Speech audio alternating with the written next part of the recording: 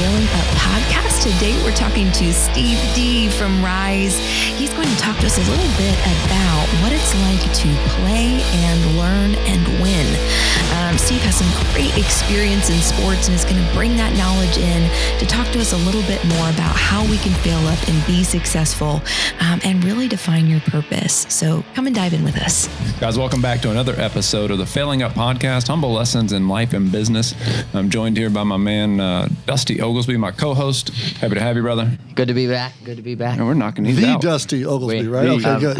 Yes. Yeah. He's a big deal. I know. Come on. Legend in his own mind. I love it. All the way up from Texas. That's right. We had Texas. We had South Carolina. From Texas. Flew in this morning. Talking about failure, I took 3 planes for American Airlines to get me here today. Three. How many planes The first one was broke. They didn't tell us why.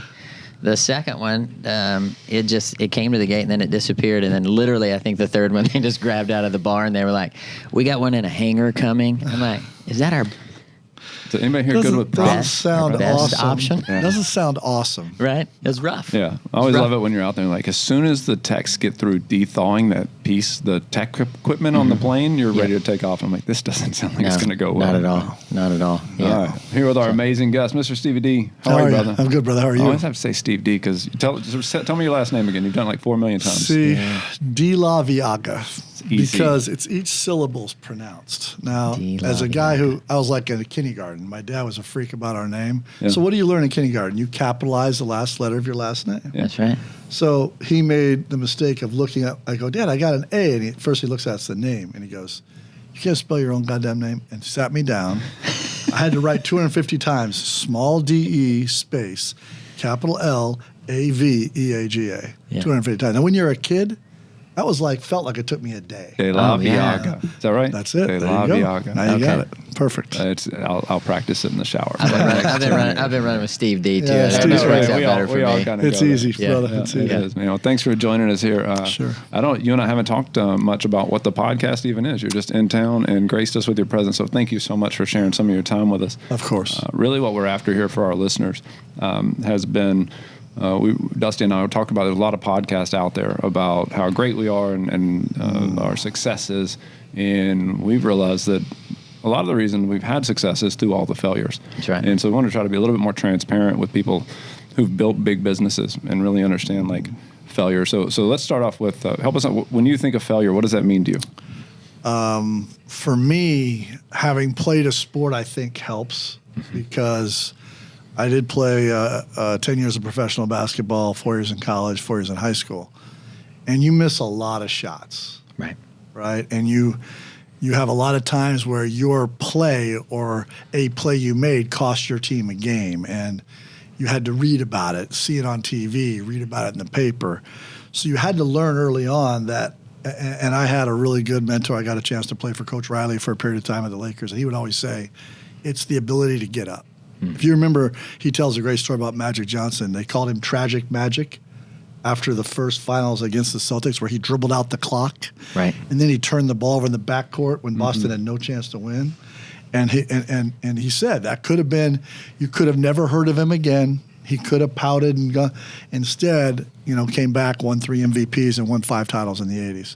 Wow. And so for me, failing is actually, I always go, good. This was an awful executed result. But I can tell you what I did learn. The first 2 things we did in the process were fine. 3 and 4 were iffy, and 5 through 9 we're going to chuck out and start over. Right.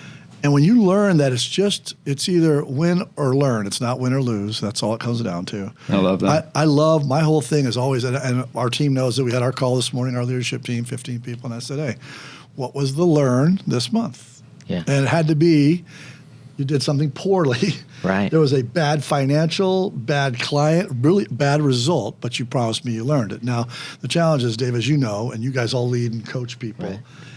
if it's the same thing 2 or 3 months in a row, That's right. then we start to have a different problem. That's right. You're not learning. Failing forward's okay. Learning's okay. That's But right. if you do it again, I said, well, how's that different than last month that we thought we learned that lesson? That's right. Yeah. And then we do the same thing with our kids. You all have kids. When you raise kids, especially boys, you want them to get flesh wounds, not mortal That's right. wounds, but That's flesh right. wounds, because they'll never forget those lessons. Yeah, talk it comes down to the pain, right? I think that's part of it, right? If you continue the behavior right? The pain hadn't been great enough for you to change the behavior. 100%. Right? You talk about Magic Johnson. That's pain, right? Oh. The whole world watching, right?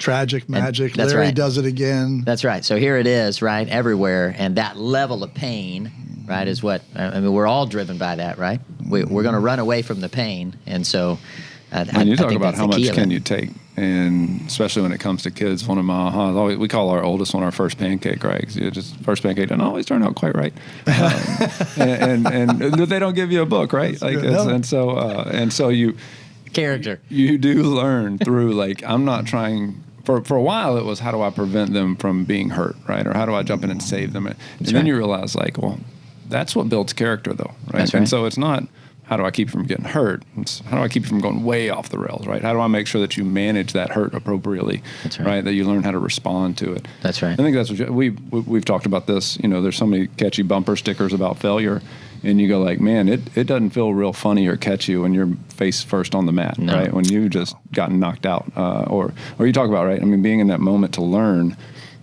There's a lot of emotion around that, especially when it's public like that. You talk about with sports or whatever. That public the other thing failure I hurts. think you guys, I see you both do it. I've listened to you speak, Dusty, many times. Own it. That's right. Just stand up and say, I was awful. Yeah. That's right. Yeah. I get to be in some meetings with GK a little bit now, and nothing's worse than when someone's trying to explain That's right. away the hurt for the 'em, reason right? it didn't work. And Yeah. you're like, he's like, Steve, why didn't that work? Because I was awful at it. Completely right. my fault. You know what he does? He goes, all right, next Yeah. question. Yeah. Now, those guys that keep trying to explain it That's right. or excuse it, just own it. Say, That's right. I own it, my fault. Yeah. That same thing will not happen again. We might lose again, but it won't be that way. That's Well, right. I love it, Yeah. but you got to be able to take it and do something with it, right? I've got a couple of people that I've worked partnerships with, and they'll own it. They'll almost own it too fast, Right. You know, That's right. and I'm like, well, we got to do something with that, right? Like, you can't just keep coming back and, oh, well, that's That's right. on me. Well, Okay, but like, how are we going to make sure this doesn't happen again Well, next I time? hate That's the right. words I'm sorry. Right? Yeah. I'm like, what are you sorry for? Did you purposely screw this up? That's right. No? Yeah. Then you don't say sorry. Say, I own this. That's right. Here was the miss. That's right. Here's what I'm going to do starting next week, and I'll give you the outcome in That's right. 3 to 4 weeks. Okay. Now, as a leader, would you say that ends your conversation? Well, All right. 100%, right? Because it's the behavior change piece, right? Mm-hmm. So in the purpose room, we talk about RUT ABC. It's recognize the wrong. Like, hey, Ooh, well done. this was me, I like that. right? I just recognize the wrong. I'm gonna own it. It's not I'm sorry. It's I recognize it. That's different. Very different. Right? Everybody in the world, everybody on the planet says I'm sorry. The you is you got to understand the pain, because there's pain that was caused to me, to you, to other people that we don't even know, and then you take the responsibility, right? Then you ask for forgiveness. That's a whole other ball game. Yeah. Because somebody can say no, like I don't forgive Right, you, right. right? And a lot of times, then that forgiveness comes from the behavior change. To your point, right, Steve? Now, Well, sometimes now you we have the earn behavior forgiveness, change. right? That's might not, exactly right. Hey, you cost me $40,000. I'm not ready to forgive on That's Monday. right. That's right. Give me some time. 6 Show me weeks from something now, different. and I'm starting to throw some money back in there, and I'm starting. That's what I thought. There's no. That's right. You've ever sold somebody a house that didn't quite have the equity the same way in a year that you hoped it would or it might? Yeah, sure. But you can hang in there and be like, hey, I've learned something. Stay with me on this. And time tends to, if you've right. learned, That's right. time has allowed you to get better for the next one. That's the first person you call when you go, hey, now I do have something. I've been doing this now 6 years. That's This right. one over here. That's I want right. to give you first shot at it. That's right. Yeah. All right, so talk to us about something that's going on right now in your life, or maybe in the last 6 months, where you've failed and you can kind of look back and see. I guess it could be a year ago, 2 years ago, but in the moment it felt pretty crummy. But now you can kind of look back and see where it navigated you. I think as you're listening, and your listenership's probably a combo of single agents, people running small teams, people running big teams, big business. Right. Managing up is an absolute skill. You might know exactly what you're doing in your business and how you're doing it, but your shareholders, your partner peers, you're managing up as a skill. And again, having worked at places where I'm managing to a public board, or to someone like Mr. Foley, who owns the Golden Knights, and every meeting I had over 4 minutes, nothing after 4 minutes was ever good. It was a butt chewing, right? Right. So being able to explain up things that we might take for granted, that we know this is just how you run this team or run this That's right. level 8, or I've learned to say, okay, here's the roadmap we have, and here's what worked, and here's why it worked. People say, well, you should close more houses, Steve. You should have more Rise clients. I'm like, in comparison to what? Right. What's the churn rate with technology in today when the real estate market's gone down? Oh, it's north of 65, 70%. Mm-hmm. If our churn rate's at 34%, although we'd like it to be better, that's 100% improvement on the overall churn rate.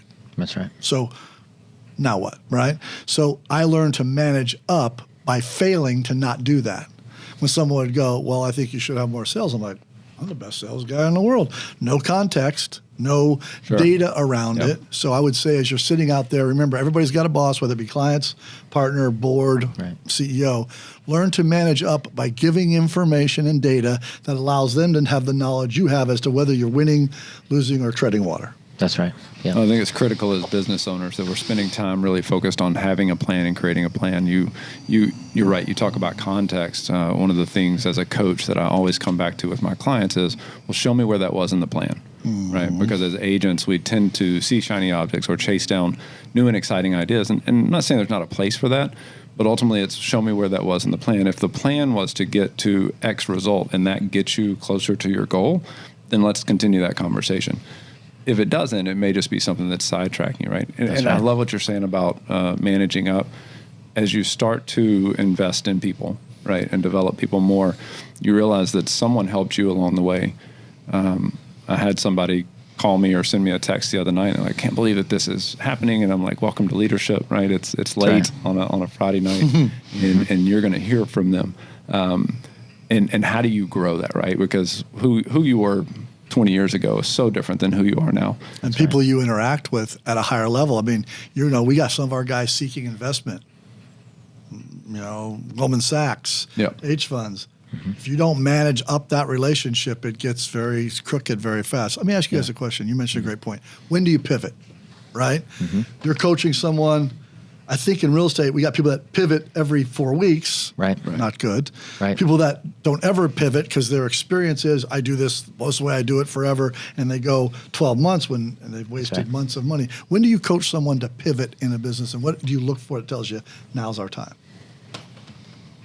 You want to take that one? I'm going to you first. And You're then going to go. Yeah. Again, I come back to ultimately, if you understand their why and you understand the plan to help them deliver for whatever, usually the plan's outcome has some impact on the why.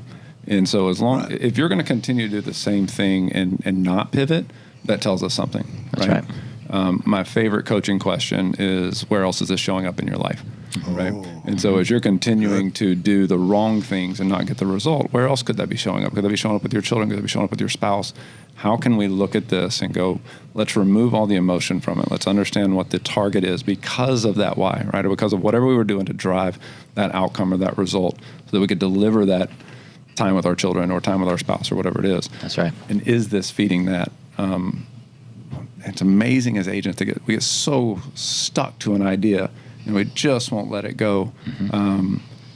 The interesting, because Sajid gets on me, my coach, a lot about comparison, right? He's like, why do you care what everybody else is doing? Like, stop asking, but I think we all do it, right? And it's like, well, if they can do it, I want to do it, right? And I want to know how they did it. Almost to a fault though, because ultimately it's like, well, is that feeding my end game, right? It's back to Gary's forever number, right? If you don't know what you want, he's kind of boxed you in when it comes to wealth building. Yes, right? Yes. Because his definition of wealth is getting what you want so that it gives you the life that you want when you want it, right? That's right. And so if you don't know what you want, therefore now you can never be wealthy. That's right. This is why experience is one of the worst traits during transition or change. Because we cling so passionately to what we think we know and it's always worked for us. Even as the market, which in real estate, you can't outrun the market. The market moves, you better move along with it. How do you coach someone, Dust, when you're like, okay, we're now 90 days in, you've done the da-da-da, our result's not there. When do you coach pivot? So and the way I look at it with two words, really. It's alignment and purpose, right? And that's what David just talked about, really. If we don't know why we're going somewhere, and we don't know where we're going. Okay, so that's like we can't even go anywhere anyway. Well, then you're always lost or always there. That's One right. of the two. That's right. So we got to identify where are we, why are we doing this, right? What's the purpose behind it? And so that's where purpose comes in, and then basically looking and going, okay, are you in alignment with your purpose. I look at it as, Steve, what I coach a lot is the 1 degree method, right? Like the like pilots, this. right? I love this. If the nose of your plane is off 1 degree, you will not land where you're going. Not even close. Right? And the longer the destination, the more lost you are. That's right. It won't be a big deal in the beginning, right? No. So when we look at a 30, 60, 90, I think the reason we do that is go, look, if we're off here in 30 days, you may not think it's a big deal. In 6 months, it's going to be a big dadgum deal. Good for you. Right? And now, right, to course correct, people think you just go, oh, well, then I'll just go back to here. No, you got to course correct 1 degree. Yes, sir. Right? Maybe two. You don't just go, right? Like if a plane's going the wrong direction, it doesn't just go, no, we'll go that way now. Just didn't hit right? hard left. That's going to be painful for everybody. Yeah. And a lot of times I think that's where leaders make the mistake, right? That their degree's been off so long that now we're completely out of alignment. They've had no coaching to keep them in alignment. And now they want to turn the whole thing as fast as possible. And all that's going to do is people are going to rattles the crew. Everybody's rattles going. the passengers. That's right. Everybody's yeah. I think that the best advantage of having truly talented people around you is that my superpower is recognizing that I'm not really that great at anything, but being around great people.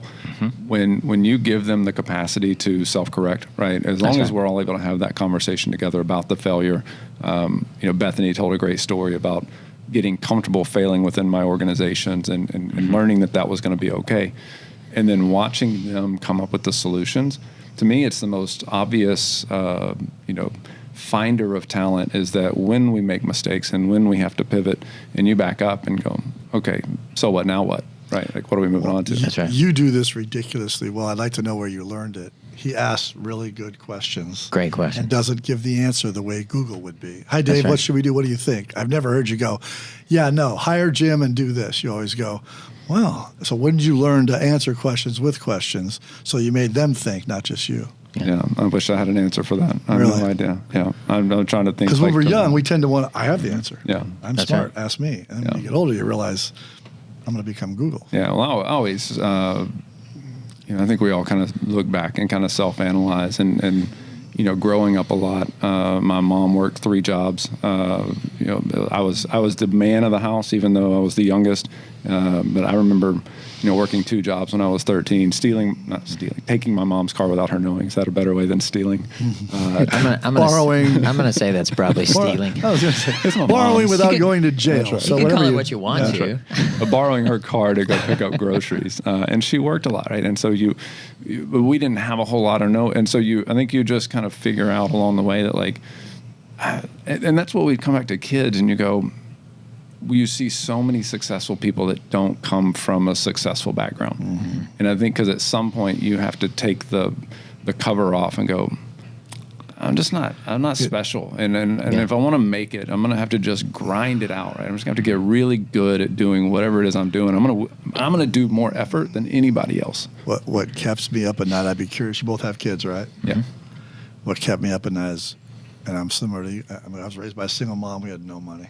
So my mom was tough love when you were 12 years old, told you the rules. Yeah. Right. Now, our kids did not grow up that way. Right. Mom never worked. We were affluent. I used to stay up at night going, I'm scared, because I read a book that of the 127 self-made billionaires in America in the last century, not one of their children grew their fortune. Not one. Wow. And so what scares us is, how do we spoil them, which we're going to do, but not That's right. entitle them That's right. to do that? That's the job as the parent. Unfortunately, it's hard. That's One right. of the things we've talked about this. I mean, I love to bring my kids along on the journey. There was a moment in time where I thought I needed to shut it all off before I walked in the door, so that they didn't feel like Dad was not giving them the full attention. And I've had that conversation with my boys. Like, look, That's right. I can either remove myself from the family and go work, or we can just learn to coexist, because this is what I do. And I've had a general rule. My youngest one has 8 more years till he graduates, and I won't stop working until they're out of the house, right? They should see Dad working every day. They That's should right. see me getting up, whoever it is, Mom, Dad, Yeah. whatever. Yeah. You bet. Yeah. So Yeah. I know we're running short on time here. I'd love to ask, Steve, if you think to the end, right, and you're thinking back over your life, what are you concerned the biggest regret's going to be? Well, I was blessed. I worked for Coach Wooden for 4 years in college, right? And if you've ever read his Pyramid of Success, it's the greatest philosophical teaching for athletes who aren't super smart. And the top of the pyramid says, have no regrets. Live with the fact that you became the best you were capable of becoming through hard work, dedication, and a consistent focus of better. And the reality is, I look back and go, I want to sit on that rocking chair when I'm 89 years old and go, as good a player as I could be, as good a leader as I could be, as good a dad as I can be. And if you listen to Gary in his leadership podcast with Molly the other day, he wants his wife to turn to him and go, we had a good life, didn't we? Yeah. He wants his kid to turn to him on, Dad, he goes, Dad, we had a good life, didn't we? That's it. You just want to look back and go, did you do the best to become the best you were capable of becoming? That's the whole journey. Yeah.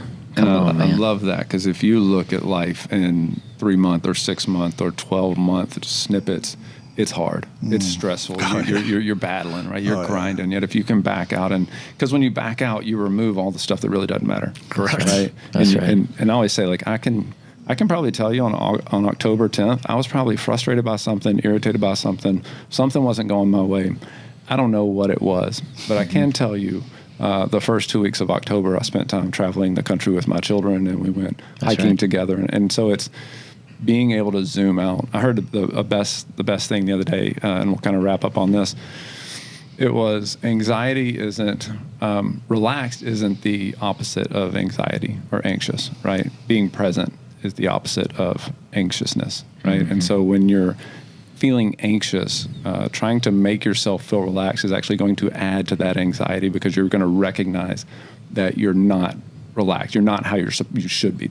Right. Yet if you'll stop and realize that just being present will allow you to just, and I find myself now driving down the road and just, I'm getting old, right? Because I'm like, easy there, young. Look at the trees, right? Like look at the cows, right? I'm just, it's just trying to be present where you are, and it's such a great medicine, right? Yeah. For our fast-paced, busy life. Steve, thank you so much for being here, My brother. pleasure. Good to be here. Good to see you guys. Yeah, likewise, man. Absolutely, man. That was incredible. All right. Thank you. Thanks, David.